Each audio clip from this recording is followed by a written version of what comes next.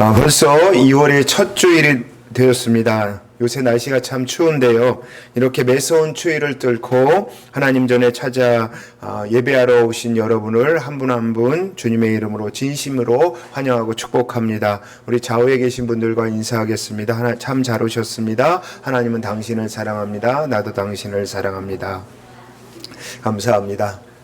어느덧 새해가 시작된 지 벌써 한 달이 지났네요. 새로운 달, 새로운 시작이라고 2026년도를 맞이했는데요.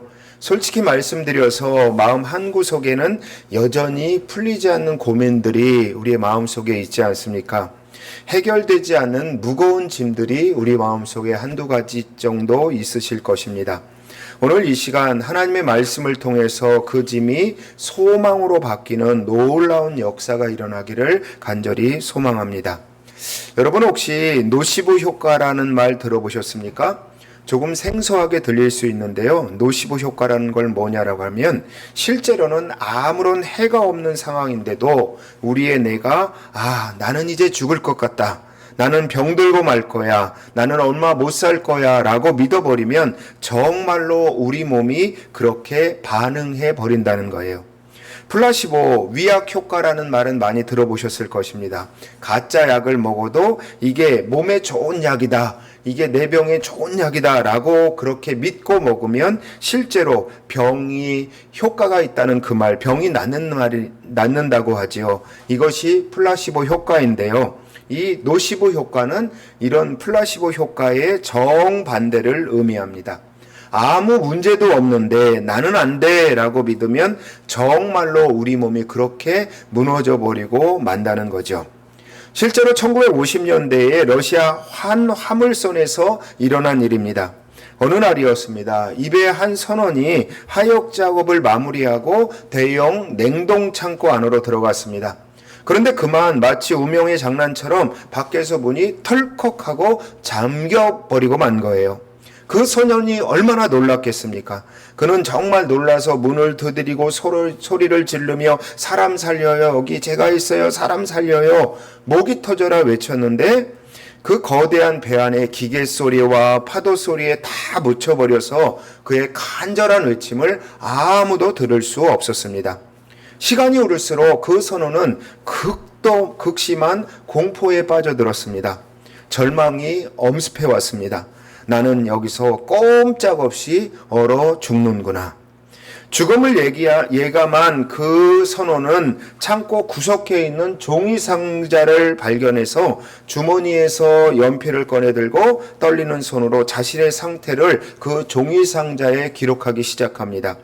몸이 떨려온다. 손끝에 감각이 사라지고 있다. 숨을 쉴 때마다 폐가 찢어질 듯 차갑다. 이것이 얼어 죽는 고통인가? 기록은 계속 이어져 갔습니다. 이제 몸이 완전히 굳어져 가고 있다. 더 이상 얼어서 글을 쓸 기운조차 없다. 나중에 승무원이 문을 열었을 때 그 선원은 자신이 기록한 대로 그대로 구석에 웅크린 채 숨져 있었습니다. 그런데 여러분, 이 사고의 조사 결과가 나왔는데요. 그 창고, 냉동 창고는요, 이미 오래전에 고장이 나서 전혀 작동하지 않았다는 겁니다. 내부 온도를 재보니까 영상 19도. 영상 19도인데 그는 추위 때문에 얼어 죽었다는 거죠. 그런데 이 말은 뭡니까? 그가 죽은 것은 추위 때문에 얼어 죽은 것이 아니라는 거예요. 그럼 이 선원이 죽은 것은 무엇 때문에 죽은 겁니까? 나는 지금 추워 죽고 있다라는 그 절망적인 생각 때문에 죽은 거죠. 우리 뇌가 가짜 공포에 완전히 속아버려서 신체 기능을 스스로 멈춰버린 겁니다. 아까 말씀드린 노시보 효과가 정확히 이런 거죠. 생각해 보세요. 그 선원은 조금만 더 버티면 살 수 있었습니다. 아니, 이 선원은요, 처음부터 죽을 이유가 없었습니다. 그런데 그는요, 나는 이제 죽을 것이다 하는 그런 생각에 갇혀 있었죠. 그래서 생명의 끈을 스스로 놓아버린 겁니다. 사랑하는 성도 여러분, 지금 우리도 이 선원처럼 살고 있는 건 아닌지 모르겠습니다. 실제로는 작동하지 않는 냉장고에 스스로 가둬놓고 아이고 나는 이제 끝났다, 나는 안 되라고 벌벌벌 떨고 있는 것은 아닌지 모르겠습니다. 사랑하는 여러분, 오늘 이 시간 여러분과 함께 나누고 싶은 중요한 메시지가 있습니다. 우리를 죽이는 건 환경이 아니라는 거예요. 우리를 죽게 하는 건 병이 아니라는 거죠. 나이도 아니고 형편도 아니라는 것입니다. 하나님이 없는 것처럼 느껴지는 우리의 절망, 바로 그 절망이 우리를 무너뜨리는 겁니다. 러시아 선원이 죽은 건 추위가 아니라 절망이었던 것처럼 말이죠.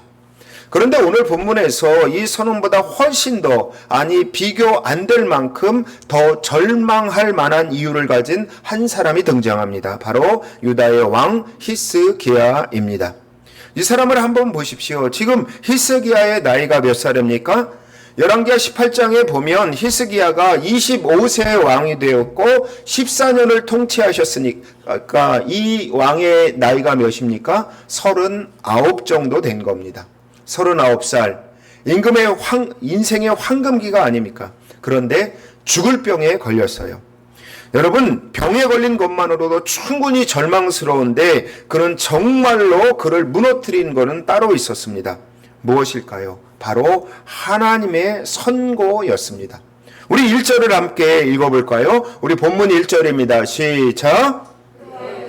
이같이 말씀하시기를 너는 내 집에 유언하라 내가 죽고 살지 못하리라 하셨나이다. 아멘. 여러분, 이게 무슨 말씀입니까? 이것보다 더 확실한 사형 선고가 어디 있겠습니까? 의사가 말한 것이 아니지요. 사람의 판단도 아닙니다. 하나님이 선지자를 보내어 직접 내가 죽고 살지 못하리라, 그래서 내 집에 유언하라 라고 선포하신 거죠. 생각해 보세요. 이제 끝난 것 아닙니까? 신앙이 좋은 사람도 이 정도 상황이 되면 어떻게 합니까? 하나님의 뜻이니까 순종해야지 받아들일 수밖에 없죠. 인생을 포기할 수밖에 없는 거죠. 그런데 여기에 우리는 한 가지 질문을 던지게 됩니다. 하나님께서 이미 내가 죽고 살지 못하리라 라고 선언하셨는데 그 앞에서 기도한다는 것은 과연 무슨 의미가 있을까요? 이미 정해진 운명이 이 히스기야 왕의 운명이 아닙니까? 어떤 사람들은 이렇게 생각할 수 있어요. 히스기야처럼 울고불고 매달리는 것은 혹시 하나님의 주권에 대한 불순종이 아닌가라고 생각할 수도 있습니다. 또 이런 사람들은 세상 철학은 뭐라고 이야기합니까? 운명론이라고 부르면서 체념하라, 받아들여라, 순응하라 라고 가르칩니다. 하나님도 안 된다고 하셨잖아. 그럼 끝이지. 어쩔 수 없으니까 받아들여. 하지만 여러분, 히스기야는 달랐습니다. 그는 그 정해진 운명이라는 벽 앞에서 그 누구도 감히하지 못할 믿음의 돌파를 시도합니다. 하나님의 사형 선고를 듣자마자 히스기야가 보인 반응, 이게 정말 놀랍습니다. 우리 화면을 보고 2절과 3절을 한번 읽어보겠습니다. 시작!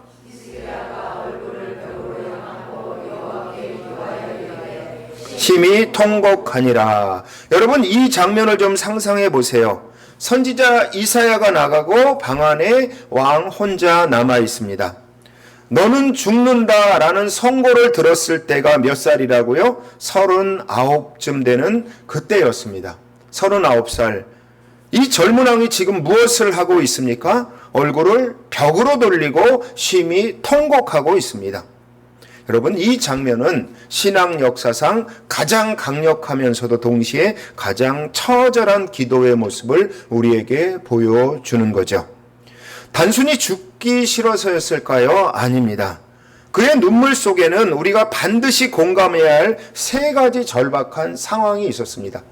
단순히 내가 더 오래 살고 싶다라고 그런 것이 아니라 그 히스기야 왕은 지금 죽으면 안 되는 절박한 상황이 있었습니다. 첫째는요, 인생의 타이밍이 너무나 억울했기 때문입니다. 1절 말씀을 다시 보면 어떻게 시작합니까? 그쯤에 라고 시작합니다.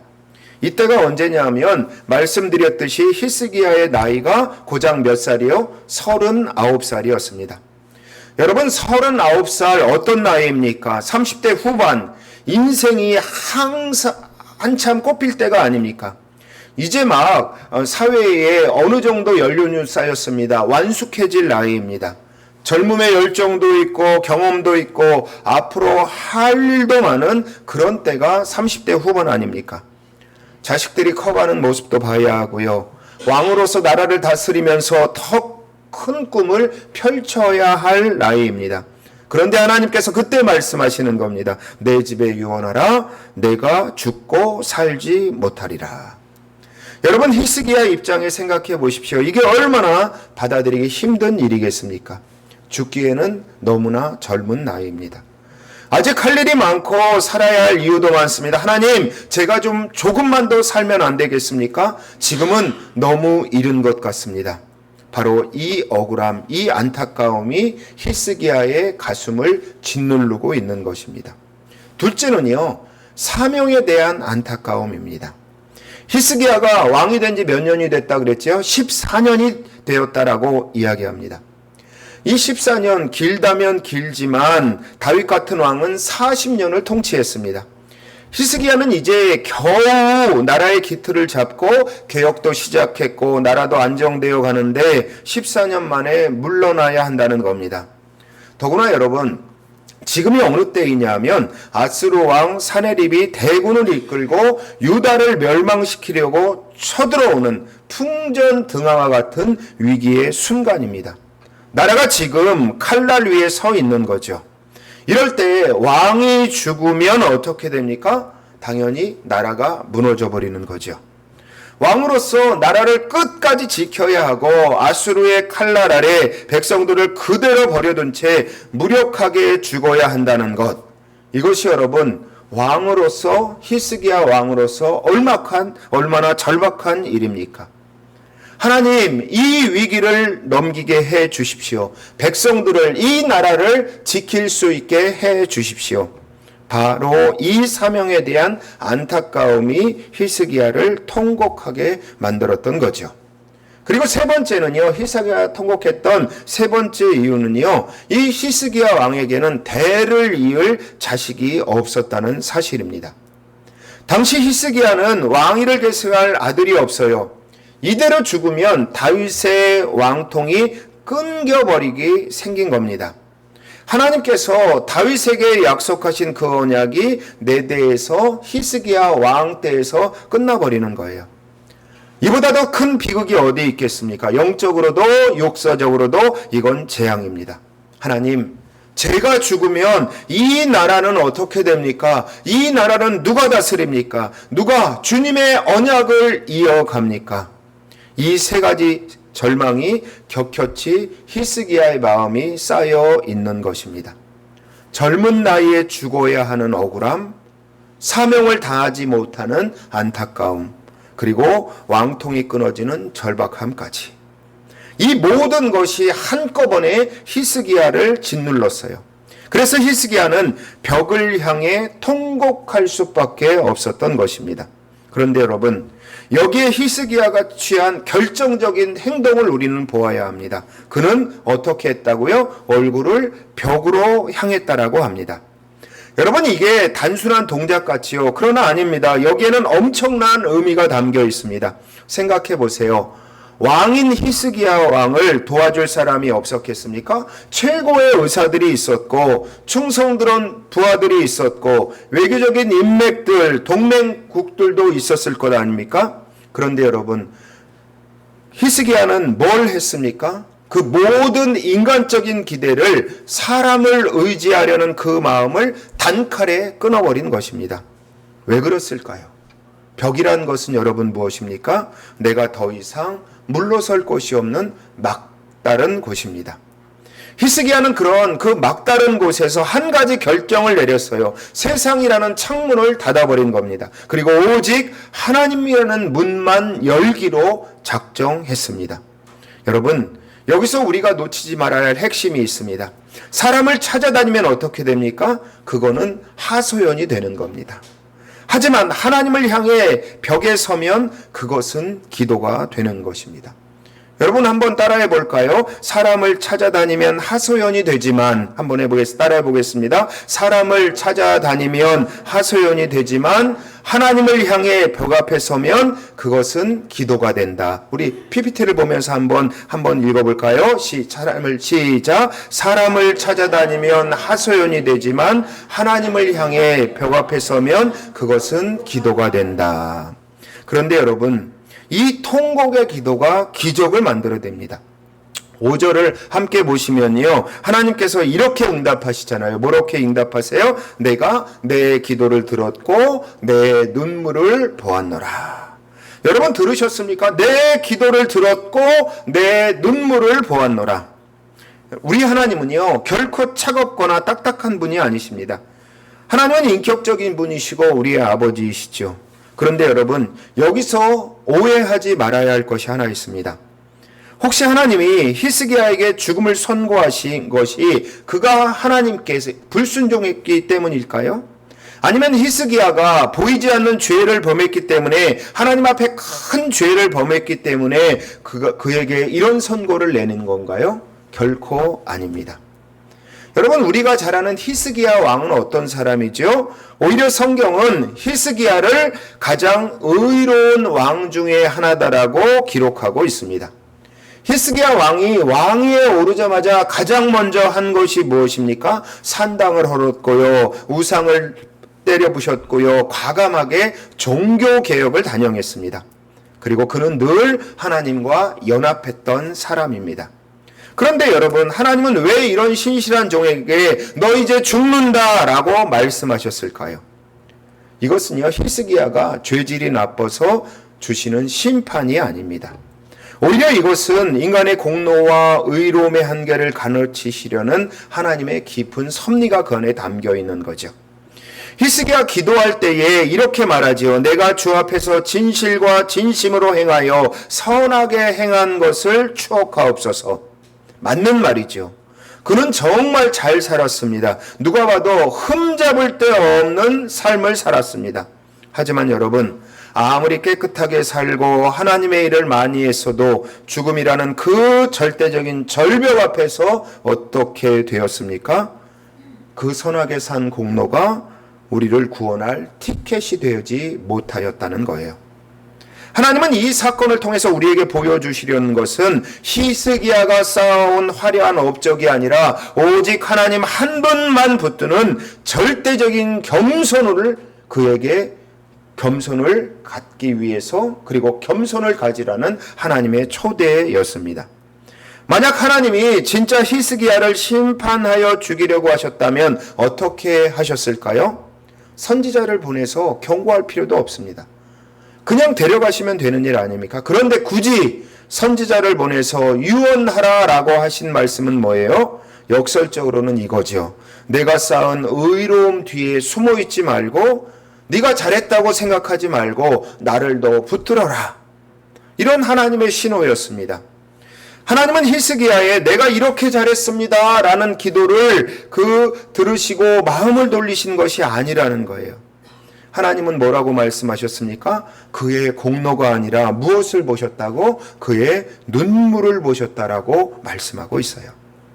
업적을 자랑할 때는 하나님 내가 이렇게 살았어요 라고 자랑할 때는 하나님께서 침묵하시더니 그 모든 것을 내려놓고 벽 앞에 서서 주님 저를 좀 도와주세요, 주님밖에 없습니다 라고 매달릴 때에 그때 비로소 응답하신 겁니다.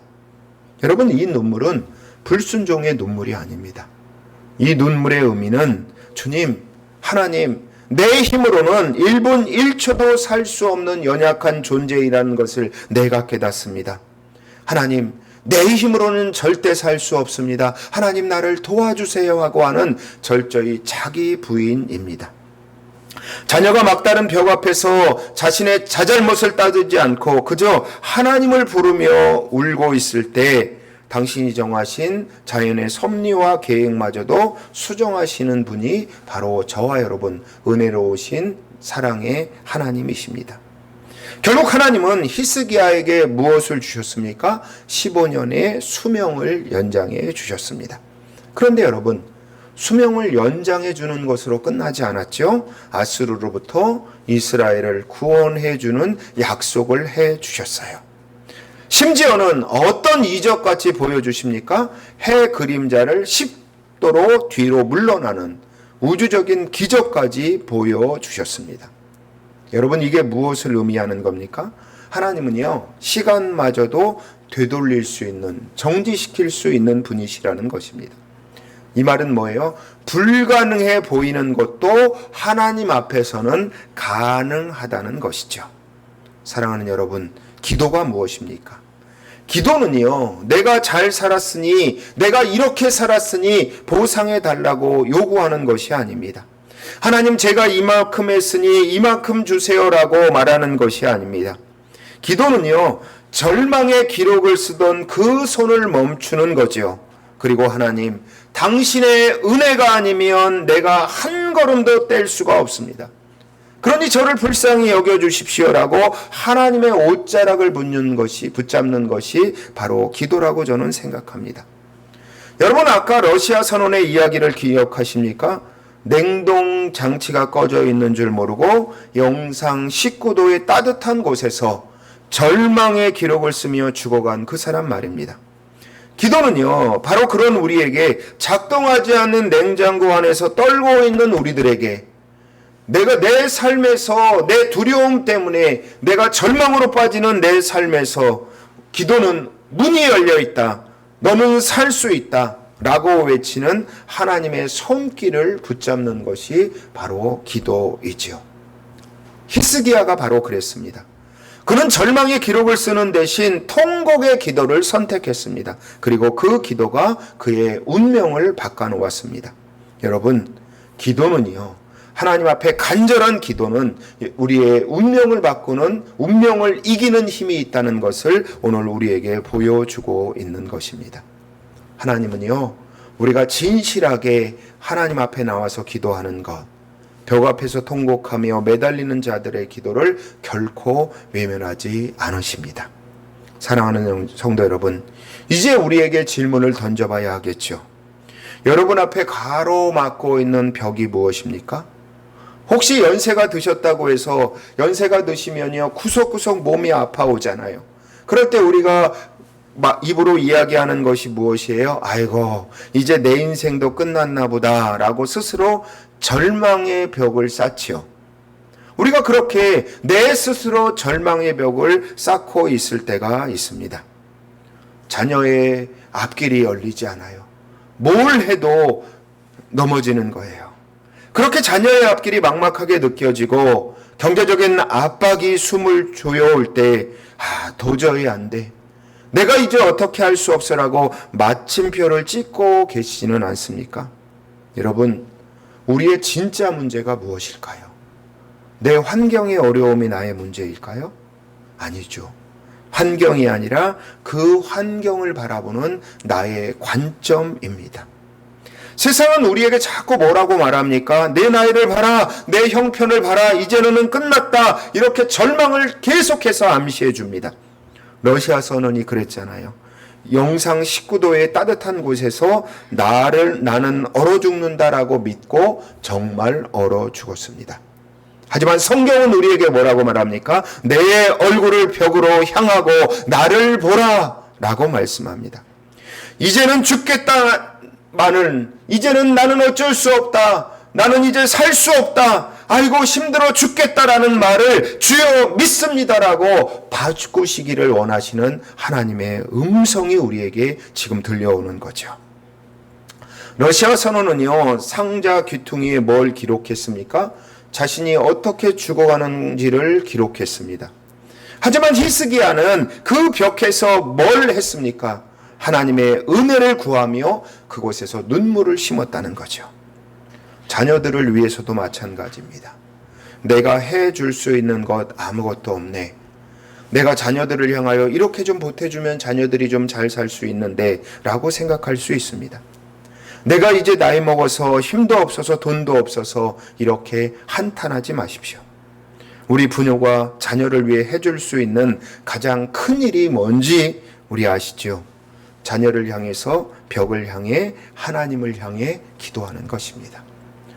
자녀들이 부모를 향해 내 부모를 좀 잘 공경하고 싶은데 내가 마땅한 직업이 없어서 힘이 없어서 돈이 없어서 라고 생각할 때에 자녀들이 부모를 향해서 가장 공경할 수 있는 그 힘이 무엇입니까? 부모를 향해서 기도하는 것입니다. 여러분의 그 뜨거운 눈물 한 방울 한 방울이, 그 간절한 기도 한마디 한마디가 우리의 자녀의 앞길을 묶고 우리의 자녀의 앞길을 가로막는 저주의 운명을 없애고 끊어내고 복된 생명의 길로 인도하는 것입니다. 자녀의 간절한 부모를 향한 기도가 우리의 자녀를 그 구원의 소망을 가지고 하나님의 나라를 바라볼 수 있는 소망의 길로 걸어가게 하는 것입니다. 사랑하는 여러분, 지금도 하나님은 우리의 신음소리를 듣고 계십니다. 여러분의 젖은 눈동자, 그 눈물을 다 보고 계십니다. 이제 우리는 선택해야죠. 절망의 기록자로 살 것인가? 아유, 나는 죽겠네. 힘들어 죽겠네. 못 살겠네. 그렇게 절망의 기록자로 살 것입니까? 아니면 지금도 나는 기도할 수 있다. 하나님은 내 삶에 역사하신다. 라고 생각하면서 기도의 개척자로 사시겠습니까?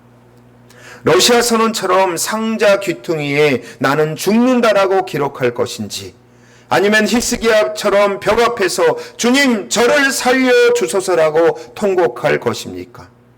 여러분, 이번 한 주간 딱 3가지만 결단하고 실천했으면 좋겠습니다. 먼저요, 우리는요, 내 인생의 가짜 위기를 좀 분별해 봐야 합니다. 우리는요, 무슨 일이 생기면 우리가 처음 대하는 감정이 무엇입니까? 힘들다. 틀렸다. 나는 안 돼. 내가 그 일을 할 수 없어. 이렇게 생각하고 계시지는 않습니까? 오늘 이 시간 그 부정적인 자기 암시를 예수의 이름으로 끊어버리십시오. 그 부정적인 말을 예수의 이름으로 긍정의 말로 바꾸시기 바랍니다. 여러분의 환경은 생각보다 더 절망적이지 않습니다. 왜 그렇습니까? 여러분의 삶에는 하나님이 함께 하시기 때문입니다. 우리를 죽이는 건 환경이 아니라 하나님을 찾지 않는 절망이 우리를 죽이는 것입니다. 둘째는 히스기야의 벽 앞에 서십시오. 거창한 기도가 아니어도 좋습니다. 긴 기도문을 외우지 않아도 괜찮습니다. 먼저 TV를 끄고 전화기를 내려놓고 히스기야처럼 오직 하나님만 바라보며 그 앞에 조용히 앉아 기도하시는 겁니다. 세 번째는 정직한 눈물을 쏟아내십시오. 누구에게도 말하지 못한 아픔 우리 안에 있잖아요. 자식 걱정으로 가슴이 터질 것 같은 말 못하는 고민들 갖고 계시잖아요. 부모에 대한 그 애틋한 마음 다 갖고 계시잖아요. 건강에 대한 두려움, 미래에 대한 불안 다 있지 않습니까? 그것을 하나님 앞에 다 쏟아내십시오. 주님, 제가 지금 이 벽에 서 있습니다. 저는 더 이상 물러날 곳이 없습니다. 주님, 저를 불쌍히 여겨 주십시오. 이렇게 정직하게 부르짖으십시오. 사랑하는 여러분, 여러분의 기도는 결코 땅에 떨어지지 않습니다. 내 기도가 정말 응답받을까 의심하지 마시기 바랍니다. 여러분의 기도는 응답받습니다. 하나님이 히스기야에게 주신 것이 무엇입니까? 15년의 은혜를 주셨잖아요. 그런데 여러분, 하나님은요, 히스기야에게 주셨던 그 은혜보다 더 큰 은혜와 회복을 여러분의 삶에도 예비하고 계십니다. 이번 2월 한 달을 특별한 한 달로 만드십시오. 기도로 인생의 방향을 바꾸고 절망의 벽을 소망의 문으로 만드시는 한 달 되기를 우리 구주 예수 그리스도의 이름으로 축복합니다. 여러분 한 분 한 분이 이 기적의 주인공, 히스기야만 기적의 주인공이 아니라 바로 여러분이 2월 한 달 동안 하나님 앞에 통곡의 벽에 하나님께 기도함으로 말미암아 그 기적의 주인공이 여러분이 되시기를 우리 구주 예수 그리스도의 이름으로 간절히 축복합니다. 이제 말씀을 붙잡고 다 같이 한번 기도하면 좋겠는데요. 히스기야가 벽 앞에서 통곡했던 것처럼 지금 이 자리에서 우리 안에 절망을 하나님 앞에 내려놓고 그 절망을 예수님의 이름으로 쫓아내시기 바랍니다. 나는 안 돼, 나는 끝났어 라는 거짓 선언을 끊어버리고 주님 저를 살려 주옵소서, 저를 불쌍히 여겨 주옵소서 라고 믿음을 가지고 히스기야에 있던 축복을, 기도의 응답을 저에게도 주십시오. 믿음으로 우리 다 같이 주여 한번 외친 후에 기도하며 말씀을 붙잡고 기도하며 나가겠습니다. 주여! 사랑의 주님 아버지 하나님 감사합니다. 주님 제 앞에 가로막고 있는 절망의 벽을 기도의 문으로 바꿔 주옵소서. 더 이상 물러설 것 없는 이 막다른 곳에서 주님을 바라봅니다. 이 벽이 주님을 만나는 통로가 되게 하여 주옵소서. 하나님, 나는 안 되라는 거짓 선언을 끊어주소서. 이 부정한 자기 암시가 저를 죽이고 있음을 고백합니다. 주님의 진리의 말씀으로 저를 자유케 하옵소서. 주님, 작동하지 않는 냉장고에 갇혀 떨고 있는 저를 건져 주옵소서. 제 환경은 제가 생각하는 만큼 절망적이지 않습니다. 문은 열려 있다는 것을 믿게 하여 주시고 가짜 두려움에서, 가짜 어려움에서 벗어나게 하여 주옵소서. 하나님, 저의 환경이 아니라 저를 죽이는 것은 절망이 저를 죽이고 있음을, 실망이 저를 죽이고 있음을 고백합니다. 제 형편과 나이가 병이 문제가 아니라 주님 앞에 살려가는 제 교만이 문제였습니다. 주님 용서하여 주옵소서. 주님 저를 불쌍히 여겨 주옵소서. 제가 쌓은 공로나 의로움이 아니라 오직 주님의 긍휼과 은혜만을 의지합니다. 히스기야처럼 벽 앞에서 통곡하며 자비를 구합니다. 하나님, 제 기도를 들어주시고 제 눈물을 보아 주시옵소서. 주님, 저희 자녀를 위해 통곡합니다. 우리 부모를 위해 통곡합니다. 제가 해줄 수 없는 것이 없어서 주님 앞에 간절히 구하며 나아갑니다. 하나님, 우리 가정을 주님 붙잡아 주옵소서. 사람을 의지하지 않고 주님을 바라봅니다. 우리 가정을 지켜주시고 우리 교회를 지켜주시고 회복시켜 주옵소서.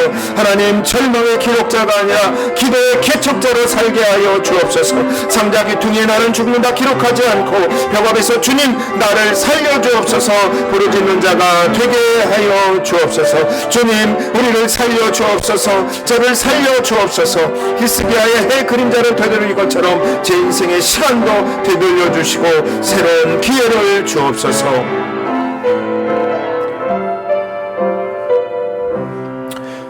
히스기야의 기도를 들어주셨던 사랑하는 아버지, 지금 이 순간도 성도들의 기도를 들어 주옵소서. 히스기야의 눈물을 보시고 15년의 생명을 더하셨던 것처럼 지금 이 자리에서 기도하는 주의 백성들의 기도 소리를 들어주시고 응답하여 주옵소서. 절망의 벽을 기도의 문으로 바꾸시고 가짜 위기에 속아 스스로를 가둔 우리를 해방시켜 주옵소서. 이번 2월 한 달 통곡의 기도로 운명을 바꾸는 기적의 주인공들이 되게 하시고 절망의 기록자가 아닌 기도의 개척자로 담대히 살아가게 하여 주옵소서. 감사하며 우리 주 예수 그리스도의 이름으로 기도합니다. 아멘. 우리 337장 부르시면서 준비하신 헌금 하나님 앞에 봉헌하겠습니다.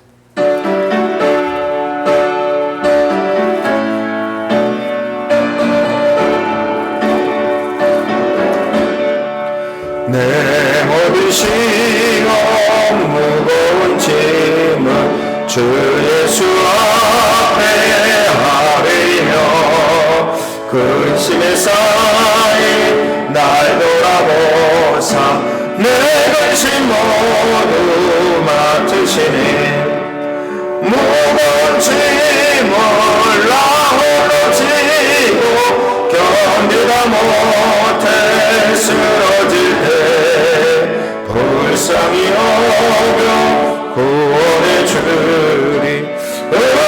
주님 오직 예수 내 모든 외로움 닥치는 환난 주 예수 앞에 아뢰이며 주께서 친히 날 구해주사 넓으신 사랑 베푸시네.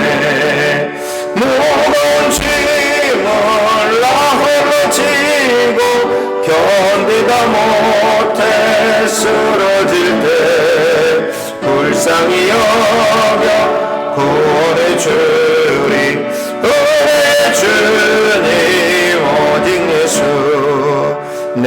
안식이 점점 무서워질 때 주 예수 앞에 아뢰이면 주께서 날 구해주사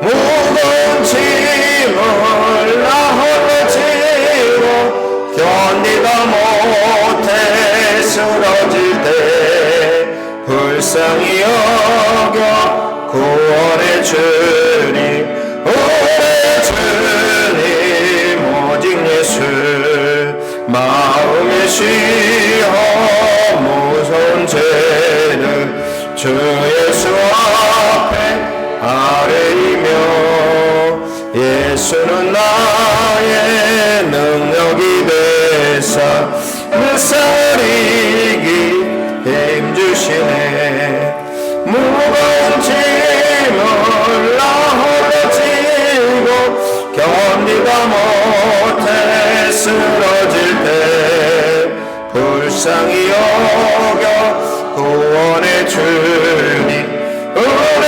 주님 오직 예수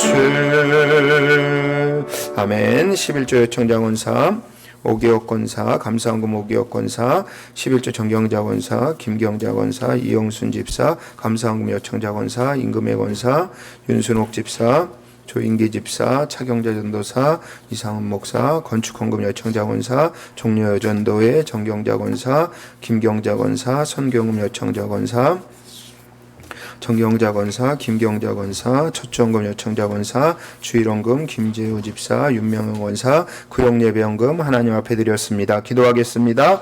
사랑과 긍휼이 풍성하신 하나님 아버지, 오늘 히스기야의 통곡 기도를 통해 절망의 벽을 기도의 문으로 바꿔주시는 주님의 능력을 우리가 다시 한번 깨닫습니다. 저희도 수많은 벽 앞에서 좌절했던 연약한 자이들이지만 주님께서 저희의 눈물을 보시고 기도를 들어주시는 하나님이심을 확신합니다. 이제 주님 이 예물을 드립니다. 주님 이 예물이 주님의 은혜 없이는 한 걸음도 뗄 수 없습니다라는 겸손한 고백의 표시입니다. 저희의 복노가 아니라 주님의 은혜로 오늘도 숨쉬고 일하고 드릴 수 있음을 고백합니다. 이 예물을 통해 절망의 벽 앞에 선 이웃들에게 소망을 열어주시고 주님의 나라를 세우시고 확장하는 일에 귀하게 쓰임받게 하옵소서. 히스기야에게 15년의 생명을 더하시고 해 그림자까지 되돌리신 그 놀라운 능력으로 이 예물을 축복하시어 풍성한 열매로 다시 돌려주옵소서. 이번 한 주간도 절망의 기록자가 아닌 기도의 개척자로 살게 하시고 통곡의 기도로 운명을 바꾸는 믿음의 사람들 되게 하옵소서. 이 모든 말씀 우리 주 예수 그리스도의 이름으로 기도합니다. 아멘. 감사합니다. 오늘도 예배하러 오신 여러분을 환영하고 축복하고 1층에 정성껏 준비한 식사가 준비되어 있습니다. 이번 주 금요기도에는 포도주 연주 주간으로 드리고요. 한 주간도 우리가 기도하면서 오늘 우리가 읽은 말씀 가운데 히스기야가 누렸던 축복을 누리는 여러분 되길 바랍니다. 우리 옆 사람에게 이렇게 축복하겠습니다. 우리 권사님, 집사님의 기도는 땅에 떨어지지 않습니다. 이렇게 한번 축복해 보겠습니다. 우리 집사님의 기도는 땅에 떨어지지 않습니다. 기도하자는 얘기죠. 네. 다 같이 일어나셔서 우리 나를 사랑하는 주님, 우리 찬송하신 후에 축도로 예배를 마치겠습니다.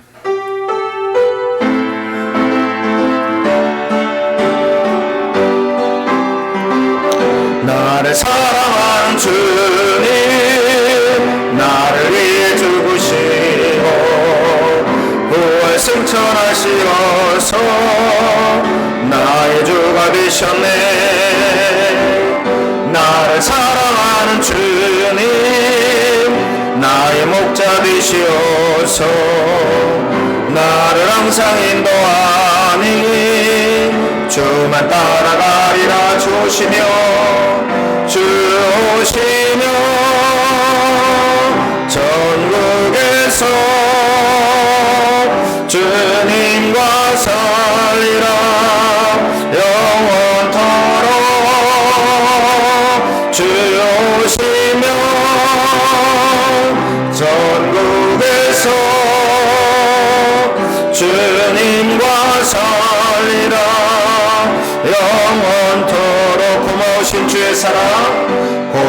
주신 주의 사랑 내 어디다 노래하리. 나의 사는 그날까지 주만이 살리라. 주 오시며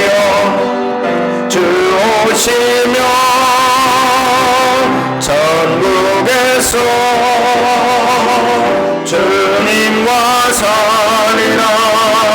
영원토록 주 오시며 천국에서 주님과 살리라. 영원토록 주님과 살리라. 영원토록 주님과 살리라. 영원토록. 아멘. 이제는 통곡하는 자들의 눈물을 보시고 죽음의 선고마자 생명의 은혜로 되돌리시는 우리 주 예수 그리스도의 크신 은혜와 절망의 기록을 쓰는 자에게 문은 열려 있다라고 외치며 겸손한 눈물을 귀히 여기시는 하나님 아버지의 한없는 사랑과 거짓 선언을 끊어내고 절망의 벽 앞에서 기도의 문을 열어주시는 성령 하나님의 위로하시고 충만하시는 교통하심이 절망의 기록자가 아니라 통곡의 기도로 운명을 바꾸는 하나님의 은혜만을 붙잡고 담대히 나가기를 다짐하는 성도들과 그 가정, 일터와 학업과 재단 위에 소강교회와 이 나라 이 민족 위에 주의 이름으로 모인 모든 교회 위에 이제부터 영원토록 함께 하실지어다. 아멘.